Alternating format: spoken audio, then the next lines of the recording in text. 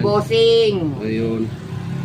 So, paano to? Ang galing ni Bossing mag-ayos ng mga speaker. Kahit ano. Pwede. Naging magaling ako nito. Hindi tayo magaling mga ka-viewers. Ning iro na ko saba kayo. Huwag kang maingay toy.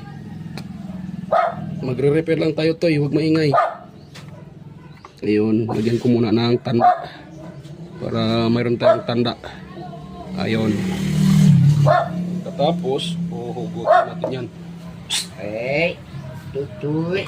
Ayaw. Wag. Ayan mga ka-viewers oh.